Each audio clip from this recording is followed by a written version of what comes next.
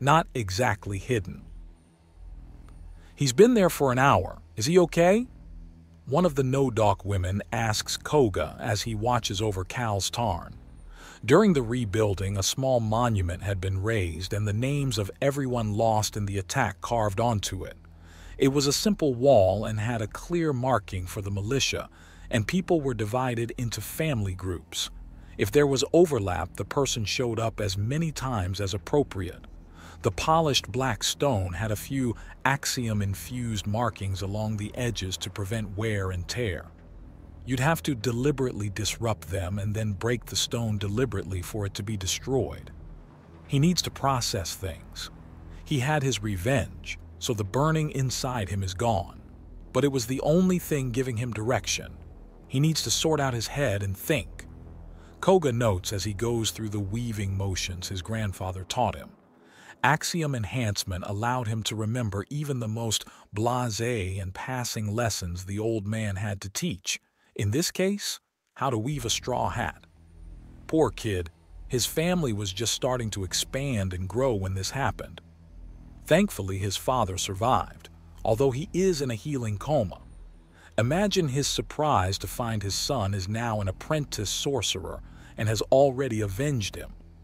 Koga notes as he turns to see the woman speaking to him more clearly. She has a secretarial look about her.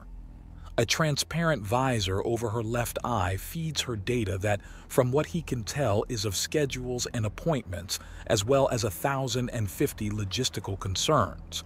At least that's what he can read at a single glance. "So, is there anyone you're here to represent properly, or are you here for your own purposes? I was seeking out the young man there, but also yourself if I could. Although I must ask, why are you simply here with him? As astonishing as it is, the other sorcerers are helping with the rebuilding. No junior sorcerer goes anywhere without a fully realized sorcerer somewhere nearby. It's a normally unspoken rule of our little village. Dale's usually the one on this, but Cal's Tarn is less rambunctious than Jeth Erla or Mux Moro. Furthermore, Darechar Crushclaw is normally with his father Brynchar or his mother. Few people mess with a Lidris lightly. I wasn't aware the Bone Chewer had a Lidris wife," she says in awe. "He doesn't. She basically got stupid lucky with a sperm donation." Koga notes with a grin. "She's a lovely woman, very attentive as mothers go.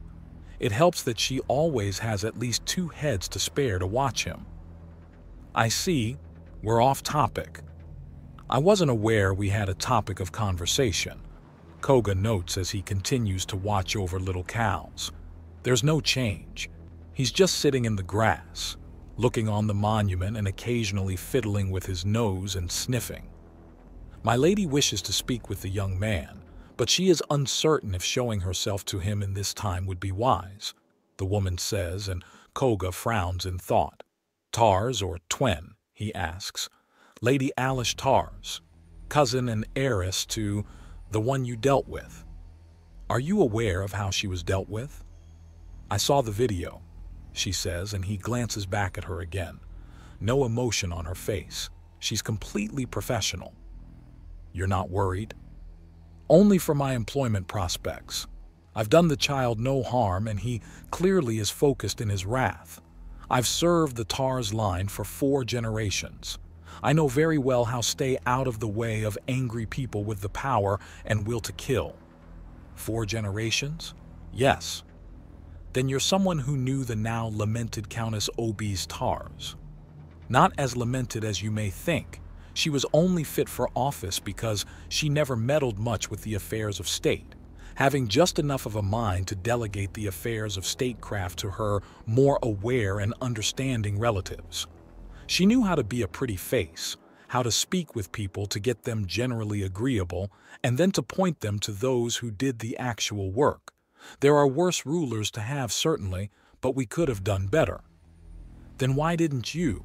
Koga asks, and she actually snorts in amusement. "The same reason you've helped young Kalstarn get his vengeance sooner.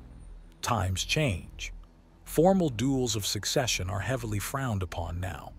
They're sometimes even more scandalous than simply having a buffoon for a ruler. Without that traditional method of replacement, the only thing left would be a coup, and that signals great weakness to surrounding states, unless of course you have a truly impressive inheritor take over. But such war ladies are fairly rare now. The Empress snatches them up pretty quickly, doesn't she? Koga asks, and the secretary nods. Do you have a name? Mills Moore, she says shortly. Daiki of the Koga clan, please call me Koga, he says, and she nods. She stepped a bit forward, seeing as how he's been nothing but accommodating, and he can make her out in his peripheral vision now. Koga clan? I thought humans had families rather than clans. A holdover from an older time. Clans are just extended families and blood-bound friends anyways. Heck, if we end up with a kid who wants to completely turn their back on their family, I plan to offer the Koga name for them to use. It's short and punchy enough to blend well enough with Apu culture. But we're off topic again. What does the new Lady Tars want with Cal's Tarn? To offer both condolences and forgiveness at this unfortunate state of affairs. Her cousin did something very foolish and he lost much, and her fool cousin lost her life. She wishes to assure him that not only will she be aiding in the rebuilding efforts with funds, but she forgives and understands the judgment her cousin received. Millsmore explains, and Koga nods. Well, he can't quite use sorceress power yet, and we won't just kill someone if he throws a tantrum. Koga explains. I see, would sometime today be a good idea? No. Give him a week or so. I'll let it slip to him that the heir of the countess he had killed is helping with the rebuilding. It should really help him cool off and mentally prepare. Koga advises, and Millsmore nods in return. Before I go, I have to ask, why are you sorcerers helping with the rebuilding? She asks, and Koga chuckles. Why wouldn't we? Koga asks. It keeps us as part of the community and is good solid work to keep our backs strong. Axiom or not, a man needs to sweat every now and then, otherwise he gets sloppy. Interesting. Anyways, I'll let her know that the little judge of the damned will be more ready in a week, Millsmore says, and Koga slowly turns his head to give her a completely unimpressed look. Judge of the damned? Don't tell me he's got some silly nickname already. The bone chewer was ridiculous enough. Koga protests. Oh, you mean like you painting your abs was? She teases him and he chuckles. Hey, they're just abs. Abs of justice, he protests, before pulling up on his shirt so she can see that the markings still haven't washed off, and she starts laughing loudly enough for Cal's Tarn to turn around in surprise. But in all seriousness, the whole idea behind it is that some outfits or disguises are too absurd for most people to think they're a threat. It's a skill I'm developing. Stripping? She asks in a deliberate misconstrue, and he chuckles. No disguises. Of course, with some disguises, the difference is academic at best. Koga admits, and she laughs a little more. He offers her a smile, her guards down, so if she does know something, she's more likely to spill. So is her generosity due to honest remorse, or is she just making sure nothing's coming for her tail? He asks genially as he flips the still unfinished hat over and adjusts a few strands. Why not both? The idea of a sorcerer out for your blood is honestly terrifying, and we were advised by one of the Empress's representatives to make nice anyways, she says before pausing. Ah, so the Empress is capitalizing on this. Not surprising, Koga notes. It certainly explains your presence all the more. You didn't know? We gave her a copy of what we did so that there would be no question as to what's going on. After all, she's the single biggest force on the planet, and we're here at her pleasure. Serbo is hers, Koga remarks before grinning. So, will you just be giving your boss a call, or will you be heading all the way back? She prefers her reports in person.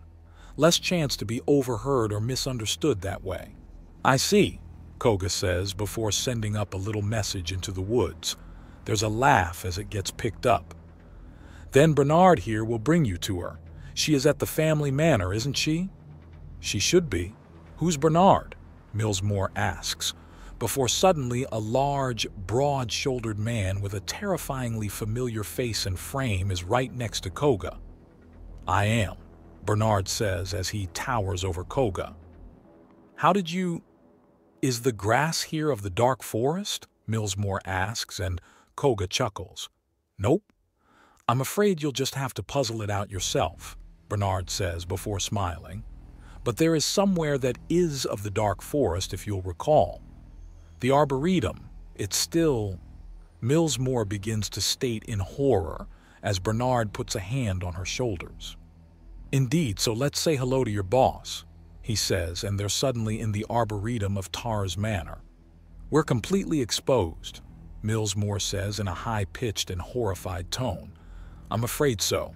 If you want that garden closed off, so to speak, you'll have to replace every living plant in there. I was rather thorough, I'm afraid, Bernard says with a smile. He then sniffs and steels himself. He's having a little too much fun with this. He doesn't want terrifying people to be a habit, no matter how amusing it can be. This is poor timing. She was entertaining Princess Veryhulg when I left and is likely still speaking with her.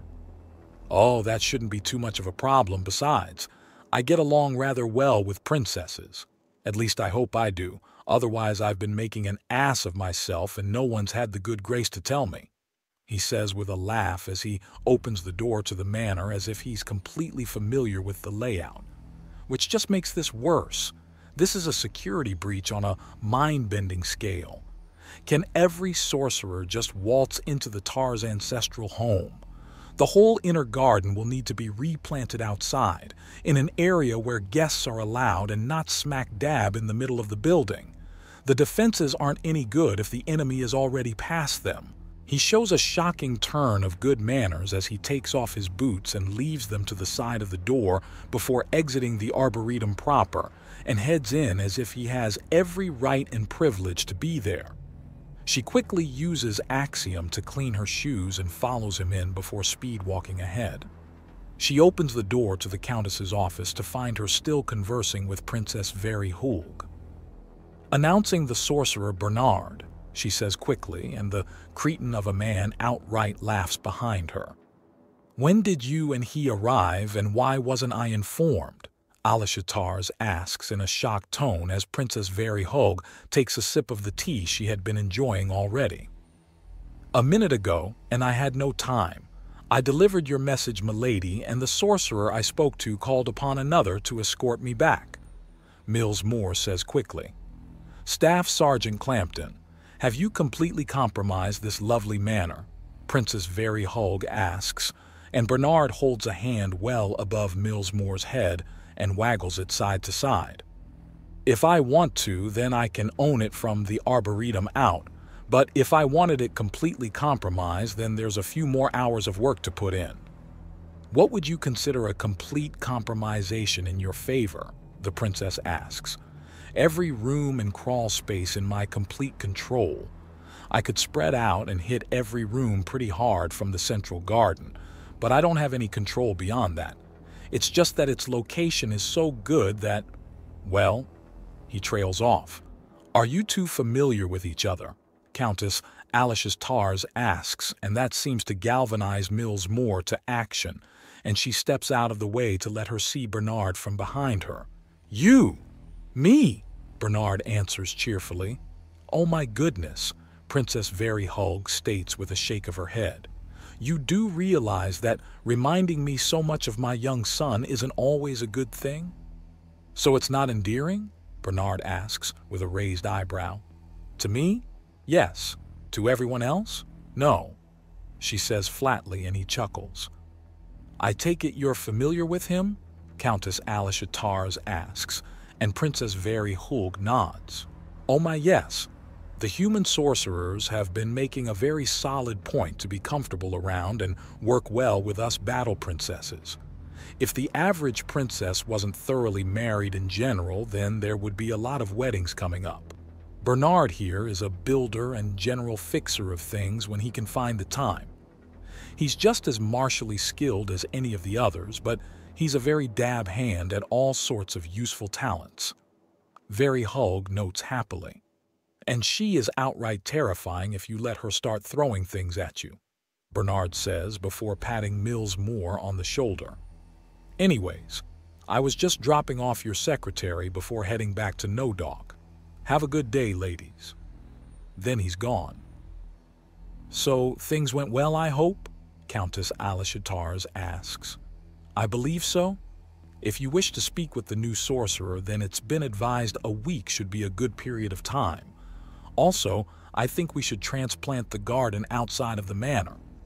Mills Moore notes. Yes, that sounds like a wonderful idea.